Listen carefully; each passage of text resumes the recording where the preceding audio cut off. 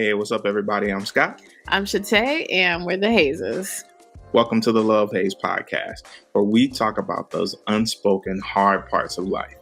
We love to process out loud what most people experience in silence. That's right. This podcast is for people like us who want to disrupt the cycles, mindsets, and behaviors that no longer serve you so that you can heal your relationship with yourself, y'all.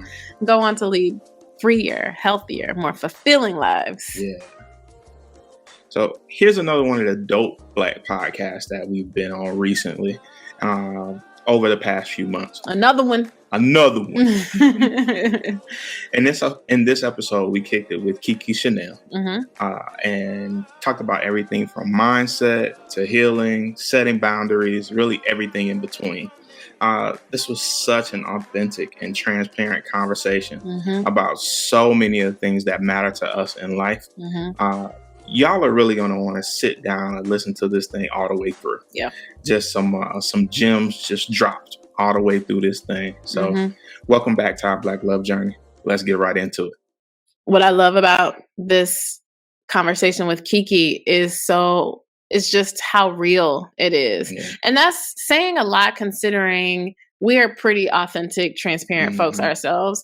And oftentimes what happens when we go on we're guests on someone else's podcast, they're like, y'all are just like really transparent, almost as if it's a surprise to them. So I don't know if most people get on, other people's shows and they just kind of say what sounds good or, the right thing or the buttoned up thing. And we're just like, no, we want to expose the unspoken hard parts of life. We want to expose maybe the messier and not as pretty parts, right? And we had this conversation with Keke and she just matched our energy. She just met us there. It was kind of like, well, if y'all, you keeping it that real? Right. Well, let me tell you. This is what we're doing? I lost my daughter. I stopped calling my friends. She was just super, super honest. And it was it felt like we were really, really, really processing actual life together and almost like sharing nuggets of things that we've learned. Yeah. Like she would share something she learned. We share something I learned. She was taking notes. I was like, it was just, it was like, gosh, everybody should be talking like this. Yeah. And as much as this gets on my nerves, there's been this recent thing people are like, normalize doing this, normalize doing that. It really felt like a manifestation of like people just normalizing having difficult conversations. Yeah. Normalizing just like, it was like, we just immediately locked in on some like, so we both know what each other does, but it just felt very comfortable. Yeah. It felt very natural. Yeah. And it was just like, we're going to sit down and we're going to talk about all these difficult things. We're going to talk about adult friendships and grief and loss and, what happens when, our people, our friends, our family don't show up the way that we want them to. Yeah. We feel like we've shown up for them. Just all the things. And we lost track of time at one point, just kind of having the conversation. But it was really, really filling, really felt good to have that level of conversation just with another person who was also like on a journey to healing and trying to figure out like what the next steps are. Yeah, she felt like our people, like so much so that at the end of the conversation after we stopped filming, we were like, so you want to kick it? Like, are you going to be in Louisiana? Are you going to be in Atlanta? It was just kind of like, just like we could be friends for real. Yeah. And that was really, really dope. So y'all check it out. And welcome to another episode of Kickin It With KeKe, Life, Love, and all that other shit. I am your host, Keke Chanel, award-winning author and lifestyle blogger, as well as certified life coach that specializes in mindset and personal development. I believe that when we operate as our best self, we go through life more abundantly. Today, I have two special guests. Like I'm doing a 2-for-1 here and I'm so excited. We have a team today. So before we get into tonight's topic, I always like to ask the question about mindset and personal development because those are near and dear to my heart. When you guys hear the words mindset and personal development, what does that mean for you guys? So for me, personal development and growth is really just about who you are becoming. It is the things that we are doing to become the best and highest versions of ourselves. And I think that our mindset really has a lot to do with that. In that, I can remember uh, who I was, as a younger version of myself, just kind of living life in defense mode Mm-hmm. and kind of trying to fend off things that didn't feel comfortable to me. And I Mm-hmm. think as I began to develop into and began to become the man that I am today in this best and highest version of myself, I've learned to like welcome those types of challenges. And they kind of push me more to be better, to meet challenges rather than to run from them. Mm-hmm. And previously I had just been a master of like fitting into spaces, being that person who everybody liked, who everybody thought was cool to be around, would give you the shirt off my back, whatever that meant. And Mm-hmm. it just created an environment where um, I knew how to love everybody else really well, and I didn't even allow other people the opportunity to love me in the way that I Ooh. needed to be loved because I didn't really think that I was worthy of it. And so my entire mindset, my entire approach to the way that I viewed myself and the way that I view friendships and all relationships really had to change. Mm-hmm. And I really had to do some interpersonal work on self worth, self esteem, being able to walk away when things don't work for you, Mm-hmm. giving people the opportunity to show up for you, and being okay if they don't. Right. Those types of. So when I think about that, it is a certain level of emotional maturity that I had Mm-hmm. to get to in order Mm-hmm. to, be at my peak personal development. Listen, mic drop moment. Like for real. Like, oh my goodness. I'm looking like I got goosies. Like I have goosebumps because you said something that hit home for me. And I needed to hear that. We didn't discuss it because you don't know. Mhm, I was able to love on other people and then feel worthy of that love. That was mhm, me up until maybe 5 years ago. And then I was like, turned 40 and was like, you know what? It's time for me to love me how I love everybody else. Because we sometimes can lose ourselves when we don't have that self-love. And we mhm, we allow anybody to just love on us, whether it's good or bad, because we don't know the difference. right. Yeah. What about That's you, really good. Shatay, when it comes to mindset and personal development or I mean, personal growth? he said a lot. I think the at the baseline it is absolutely, aspiring to become the highest versions of ourselves. I would Mhm. also say that it is, our relationship with ourselves is the foundation of how we show up in the world. It is like it will Yeah. how I feel about myself, how if I love myself, if I forgive myself, if I trust myself, all of those things show up, affect how I show up at work, how I show up Mhm. in my relationship with my Mhm, partner, with my Mhm. friends, and like everything. And that is something I actually have just learned myself in the past couple of years in therapy.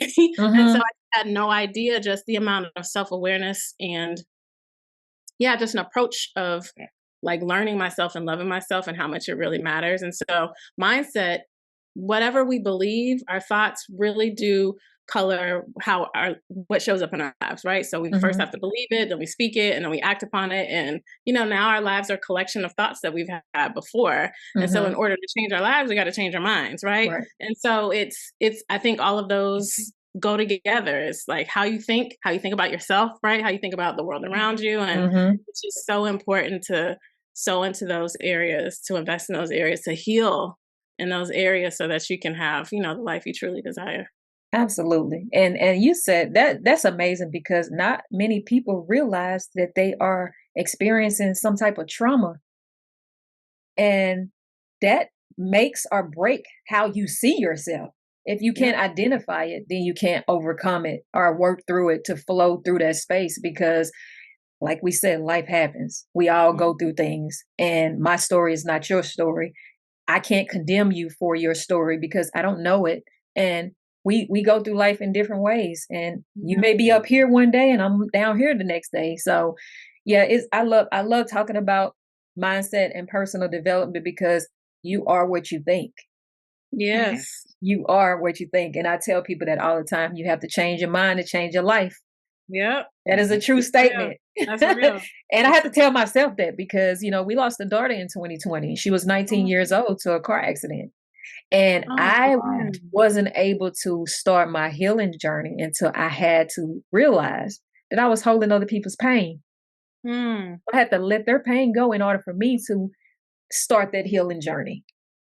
And it was a good friend of mine. We were on Instagram Live, and she was like, "You know what? I just want to tell you something, and I hope you don't get offended by it." And I was like, "I'm open. I don't take offense to stuff, especially when it's said in love." She was like, "God spoke to me and told me to tell you that you won't begin to heal until you let everybody else's pain go." Woo. And I immediately started bawling because he spoke those same words to me before she didn't know anything about it. So I know it was divine intervention. And I was feeling that. And I just needed to hear somebody say it out loud for it to register the way that I needed it to register. And I'm better. Every day is a struggle. But we got to get through it. The thing for me is I got out of bed today.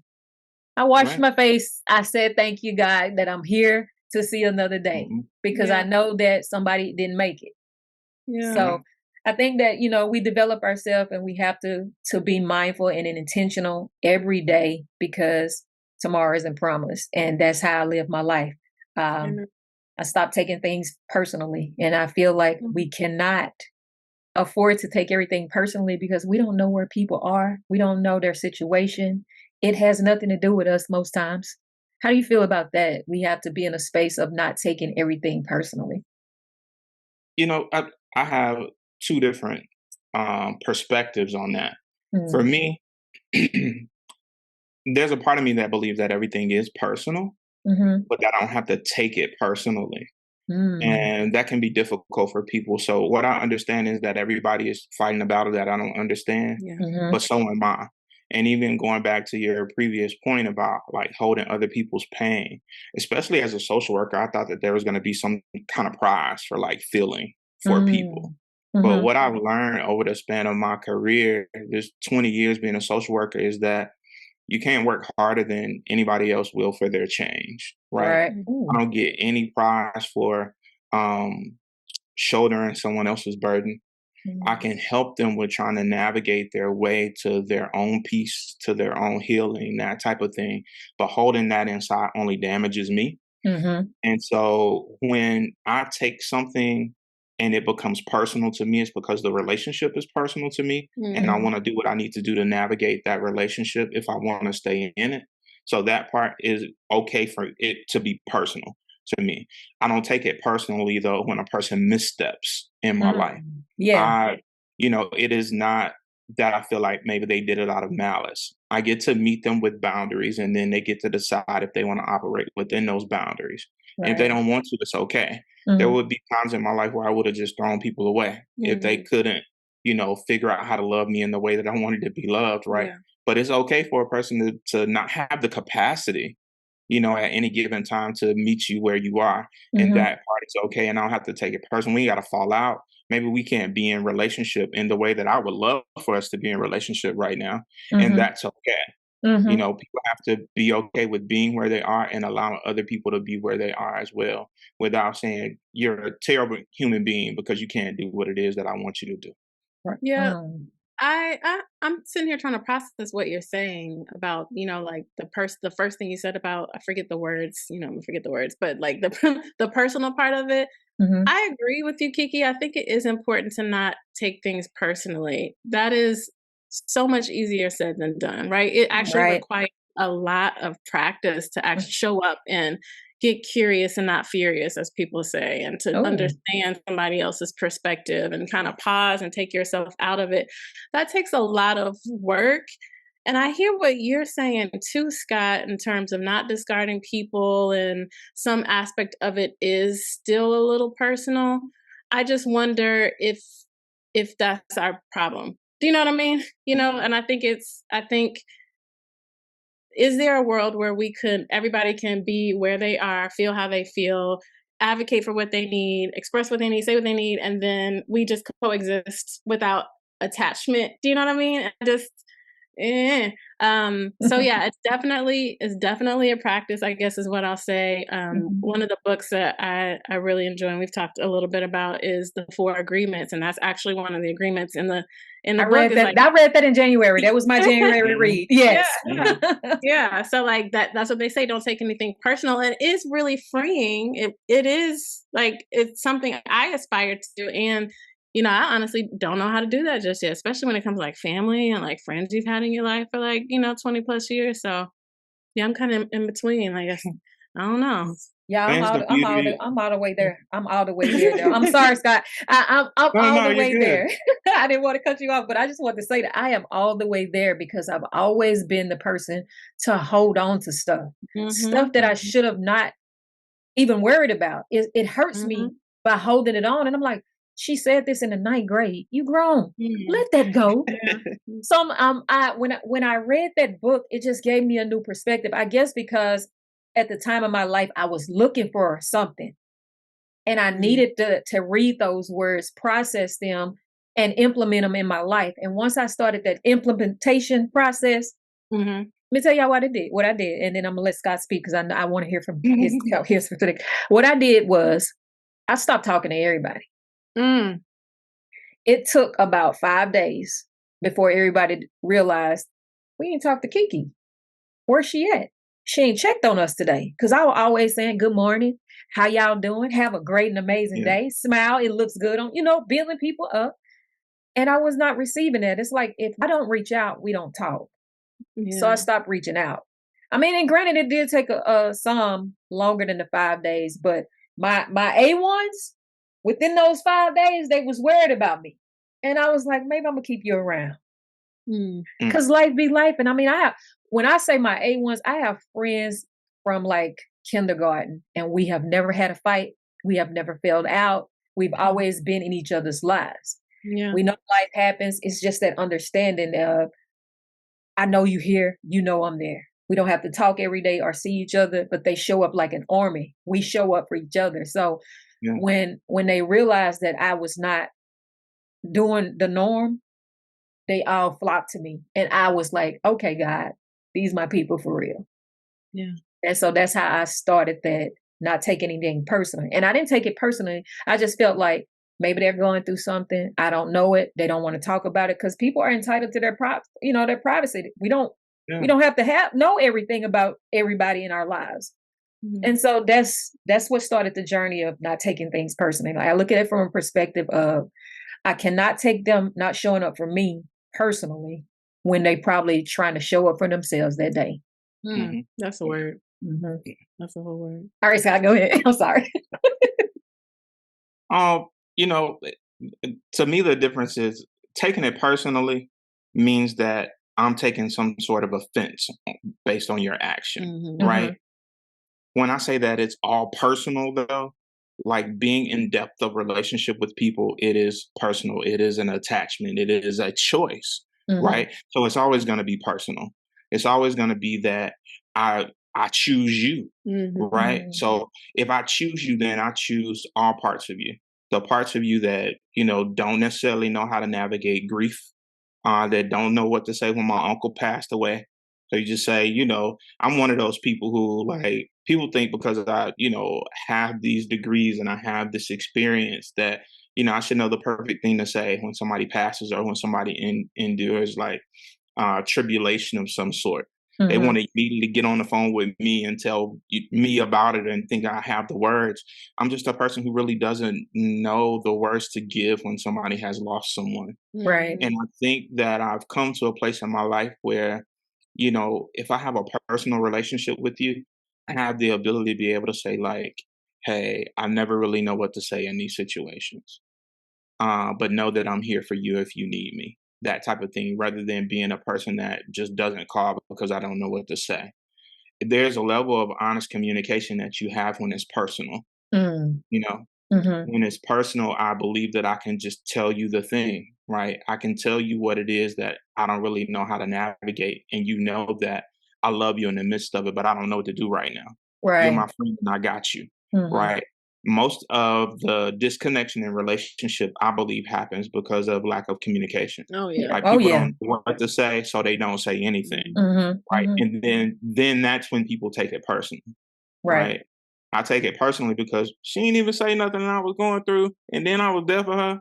That's the story you're telling yourself, though. And but that's the thing. When people don't communicate, I'm left with my thoughts. Yes. The worst place in the world for me to be is alone with my thoughts and believe in this thing and having all the receipts of how I showed up for you, and then Right. here you go now over here, and you know, that's just a difficult thing to navigate. And I think, Shantae was alluding to, like, wouldn't it be great if we all just, yeah, it would be great, but most of us are on a journey. We are learning, Mhm. and when I say that I choose you for friendship or I choose you for a relationship, I would hope that we can learn together.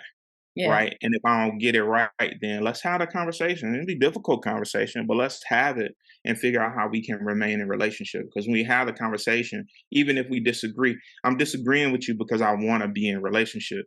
If I don't talk to you, I mean, I'm through with your ass anyway. Right. Yeah, that Mm, silence speaks loud and clear.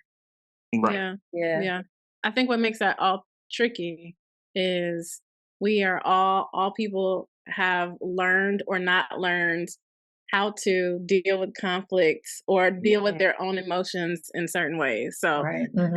how it was dealt with, handled in your family is different. What's handled in mine, and then handled in yours. And then when you're trying to be in relationships, especially, and I guess I'm primarily talking about adult relationships, because when you're kids, it's kind of Yeah. like, you get on my nerves, whatever. We still cool, whatever. But adults, we've been talking a lot about this lately, like how to navigate healthy adult It's relationships hard. is so, because life be life, and you tired, and Yes. you have Yeah. all these other responsibilities, and you're trying to like take care of your own self and your own Mhm. sanity, and then it's like, how do I, ooh girl. So but just to the point of not taking things personally, and just like communication is not, is life is happening, you trying to like show up a certain way, and our communication styles have been different and have been different for like 40 plus years at this point. So getting to a place where we can, communicate the same way, advocate for what we need in the same way, or just be understood and understand each other Mhm. is. And then you throw in the wrench, like some people in therapy, some people not really, and it's like, oh, you kind of changed, or it's just all of it. It's Yeah, just. a deal with somebody who don't believe in therapy at all. Mhm. My God. Yeah. Mhm. So I'm like, God bless us, everyone. oh, we like, but it brings it to the topic of working together to build a team. And that's Mm. in any type of relationship. And have a 14-year-old son, and he's about to be 15 in December. So I am building this team between us. I want him to know that he has that safe space in me, that he can talk to me. I don't care if you think I'm gonna be mad. Talk to me about it and let me decide if I'm gonna be mad. I'm not gonna come at you sideways unless you done something crazy, but I'm gonna still do it in love so you can Mhm. feel, okay, my mama got my back, you Yeah. know. And then his sister, she tells him all the time, because I have a 26-year-old as well, but she says, if you don't feel like you can talk to mom about it, my door is right here. Mhm. So, and Mhm. he is one of those kids that he just talks. I hope that stays like that as he moves Yeah. further into as a Mhm. teenager and a young adult. I hope he stays like that. But he has always been that talker. He always want to know why. Why this happened? Why is this happening? Why do people think like this? Or why? We're gonna figure it out. We'll never know why people think the way that they think, because it's too much to try to figure it out. But building, working together to build a team. What do you guys think about that particular topic? We tried not to come from the angle of like teaching people anything, but I will share what I feel like works for us in our Mm-hmm. unit. Mm-hmm. One of the things, or a couple of the things that I value so much, and what seems to work for us is like it is an actual partnership. And I remember when we were dating, we actually talked about like what do you want out of a relationship, and what do you want out of a marriage? And so I remember saying specifically, like, I want a partnership.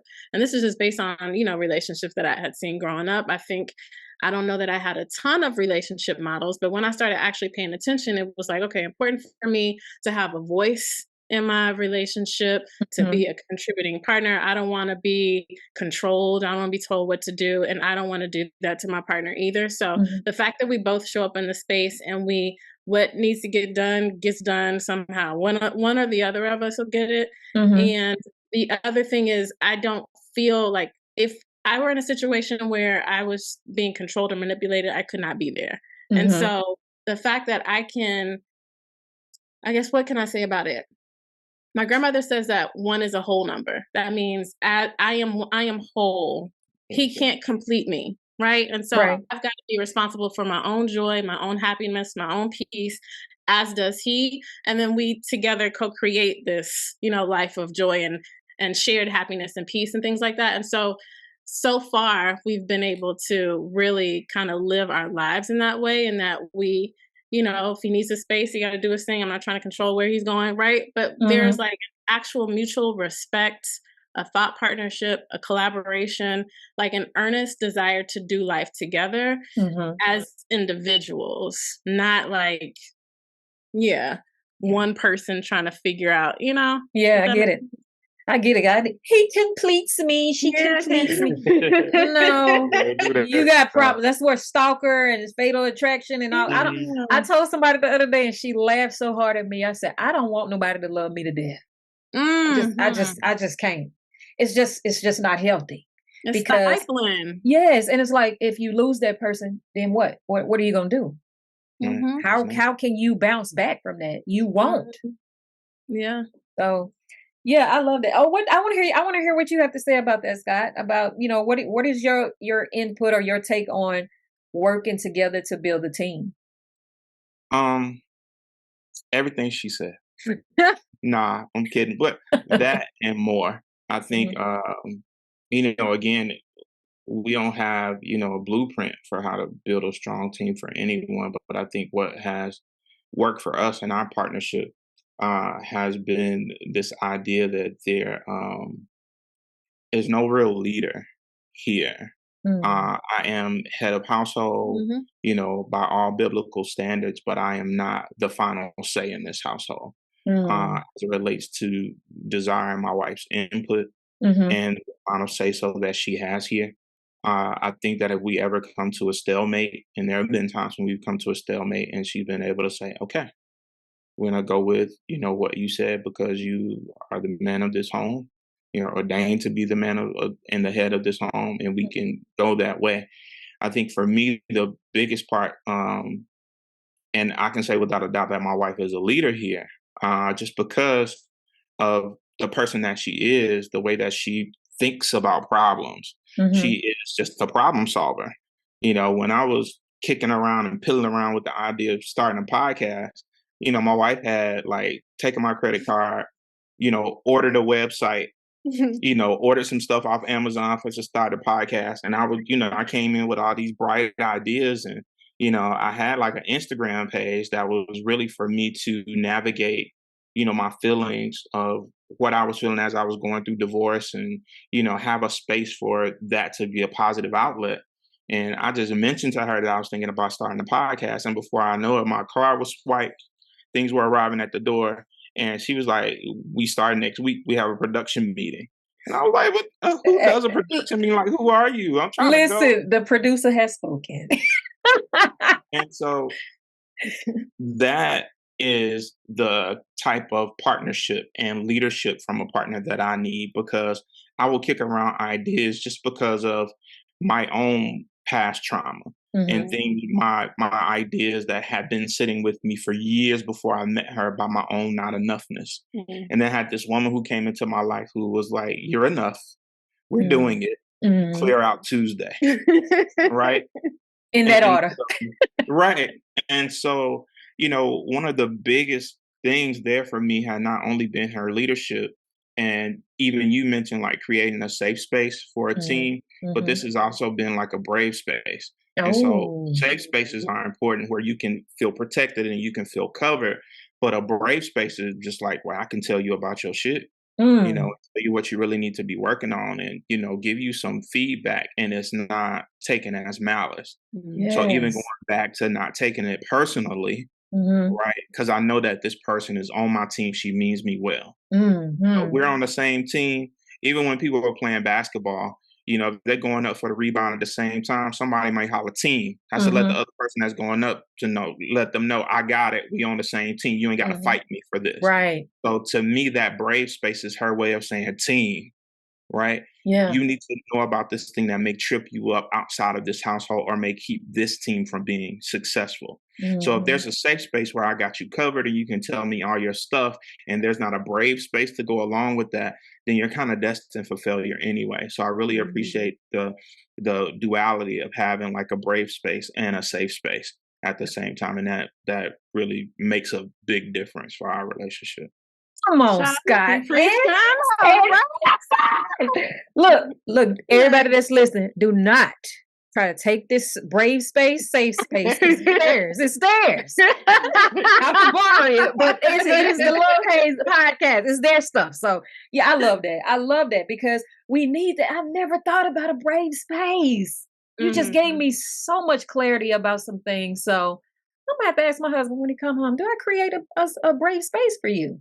I don't think I do enough because he's still, it's like we're like this instead of like this. So yeah, thank you for that. I love that. So the hard parts of life, we talked about, the overall theme for the Love Haze podcast is talking about the hardships that everybody encounter but feel like they're alone. Let's talk about that a little bit. Like, to anybody that's listening, what can you guys tell them about you're not alone? Like, everybody goes through things. Give yourself grace and change the narrative, change your flow.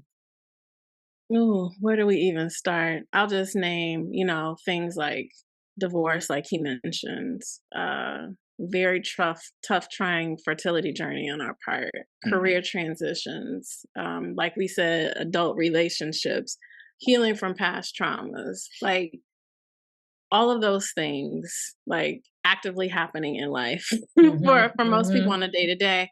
And for a lot of things, we were going through life doing the best that we could. And I remember going through seasons in life and being like, why does it seem like I'm the only one that is going through something like this? Why does it seem like my friends just did the American dream right? Do you know what I mean? Like, went to college, they got a job, they found their husband, they had their babies, they got the house, like in that order. And it just seemed effortless. And I just always feel like my struggles are so much harder. You know that thing where like people around the top of the years, like trying to check God's strong people list and make sure they, like, why am I always on it?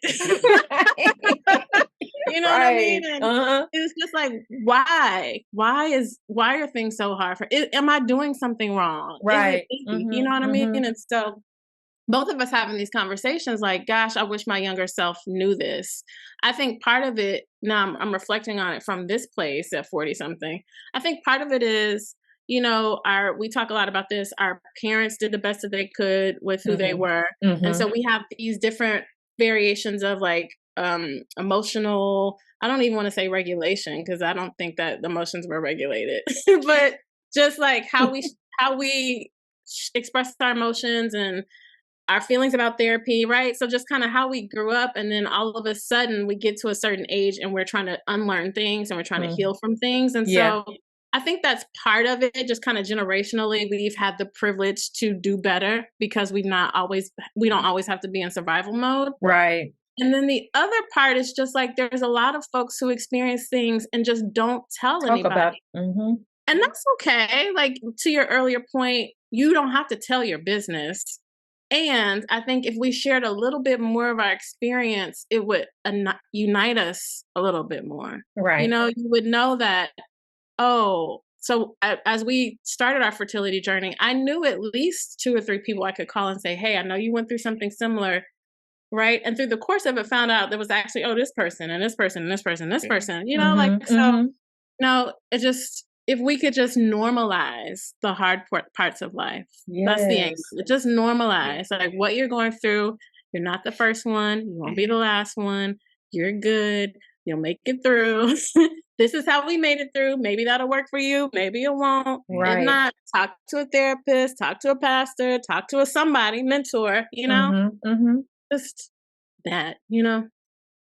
One of the hardest things for me, was in having to navigate divorce was I just felt so alone.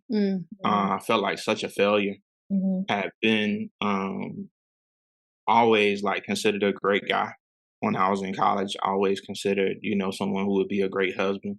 Had done so much like celebrating, my wife on Facebook and, vacations and all those things. And I always had like great words and all these things.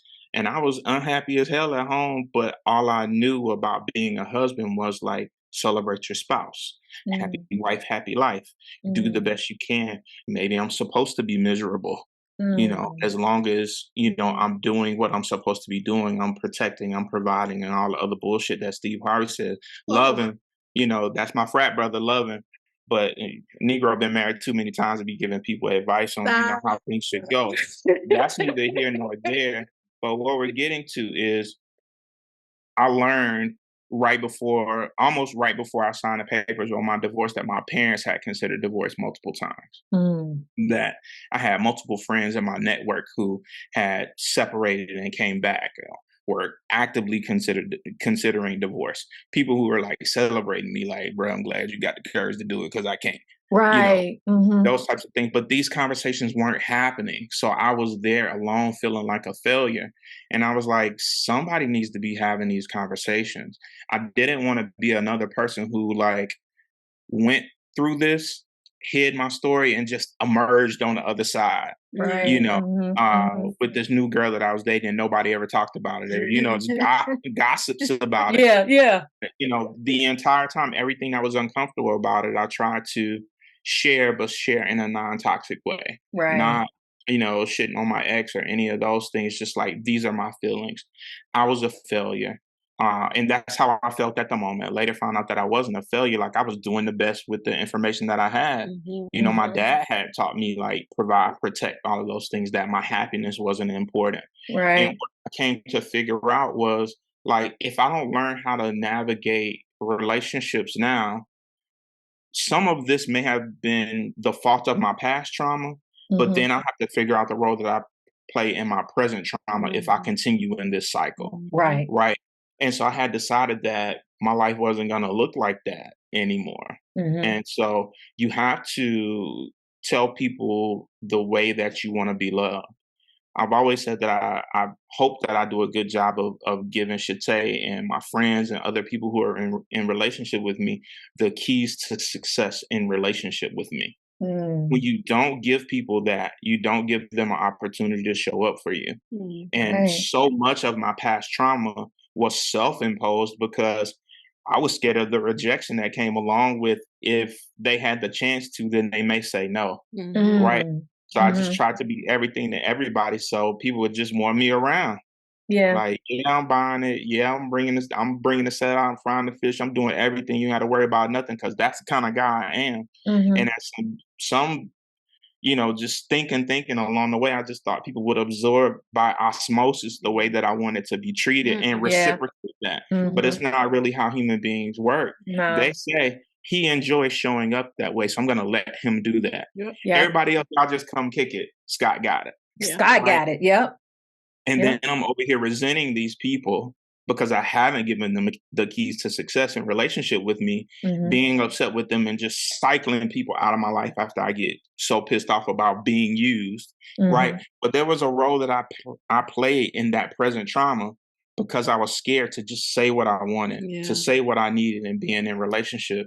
And there were so many of my people who were doing the same things. I was like, we got to have these conversations. Yeah. And if I don't do it, then I don't think I'm doing what I was called to do in building bridges and laying roadmaps for people. And when you give people a map, they don't have to follow it. You can map your own path, but just know that somebody else has come this way.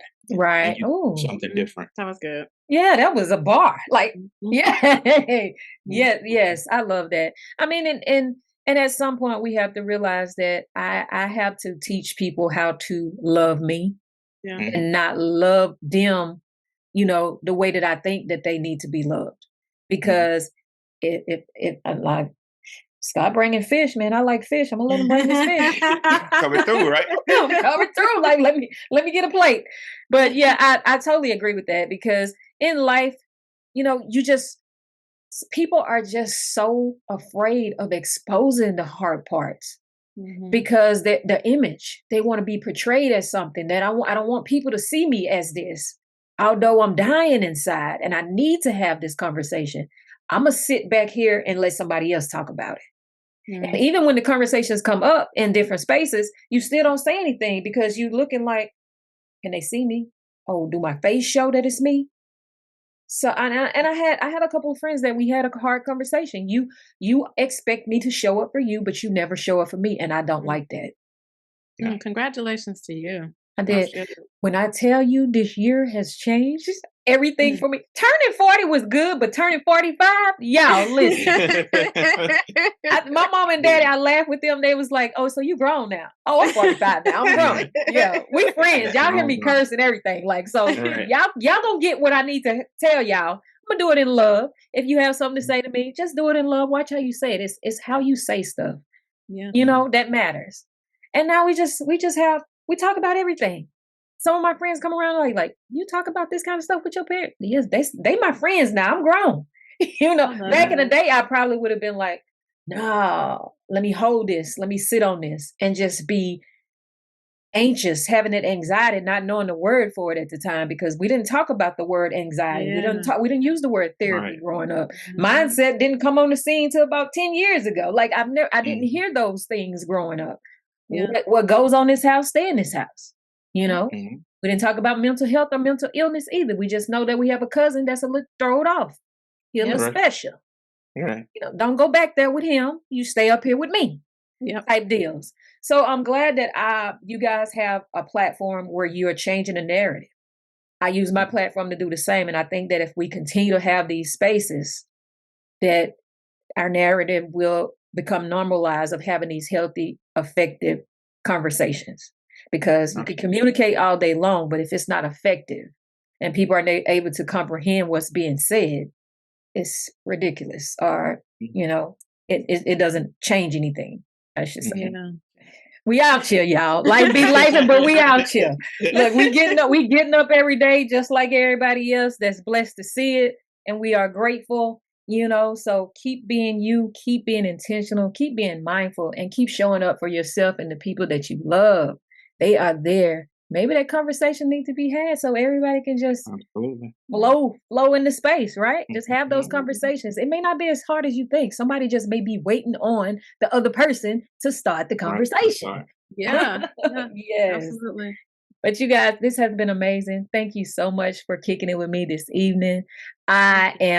I'm in awe of y'all. Like for real. I'm fans. I follow y'all on stuff. I'm gonna have to make sure that I go and check out the merch and all of the things. Like I love it. I love it.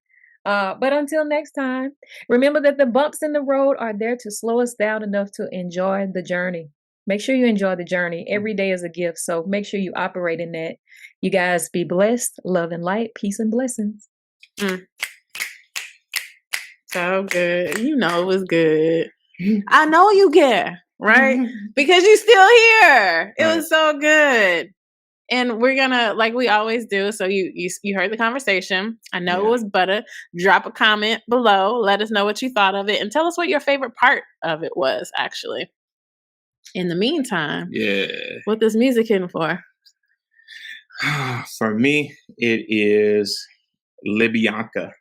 People. In the song, and this song got a lot of play. Because she starts off saying, I've been drinking more alcohol for the past 5 days. Did you check on me? Did you notice me? And she's really talking about, like the people who she thought were her friends. Like she had this life change, whatever it was. Yeah. And nobody thought to see how she was doing. And I think the portion of the conversation with KeKe where she was talking about like, not calling her friends for a few days to see who would notice that they hadn't made contact. This song really reminded me of that part of our conversation and how we were really talking about how, sometimes when you're the strong friend, people forget that you need someone to check on you as well. And God, do these people that I care about so much even know me? Do they even care about me? Do they even think that I need anything? And trying to navigate that space as a person who is often there for other people. So People by Bianca. That's the groove for me. I love that. Yeah. And I'm going with Music Soul Child. I don't know if we've had them on a playlist in a minute, or if at all, if I'm thinking about it. But Teach Me, for some reason, really stood out to me as a song that matched this conversation in terms of, everyone knows the song Teach Me How to Love, but this idea of sort of like learning about life for the first time with someone else. And to me, this conversation felt like learning about life together. Even though at our big ages, we aren't necessarily learning about life per se, but our perspectives are shifting and we're growing. And so it really felt like, like growing together. You teach me what you know, I teach you what I know. And it just felt like communal learning about life. And I love that. Love it, man. I don't think big age ain't got nothing to do with learning. That's true. Forever students. Forever student. There's a quote that Einstein says about forever, like continuous learning, that is obviously slipping my mind, but I'll find it and link it in the show notes in the description below. And speaking of linking things in the description below, we also mentioned one of the books that we've talked about on our podcast before. It came up again in this conversation, which is interesting. And that is The 4 Agreements by Don Miguel Ruiz. So we'll make sure that is linked as well. Yeah. Yeah. And if you made it this far, I'm telling you, you're our people. Like, you know it. We people, go ahead. Don't run from it. Like, we go together. And share the episode with somebody else so they can go with us too. Okay. So if you made it this far, we appreciate you. We just invite you to like, follow, subscribe, rate, share, do all the things, engage with us, and then let us know what you would like for us to unpack here on the podcast. And we'd be happy to do that in conversation with each other. And then, with you, hopefully it'll bless you in a certain way. And like we always say, life will always present us with a haze, but we have everything that we need within us to navigate through it. And the most important part is that you're not alone. Join us next time. We're going to take this journey together, y'all. All right? Peace. Holla.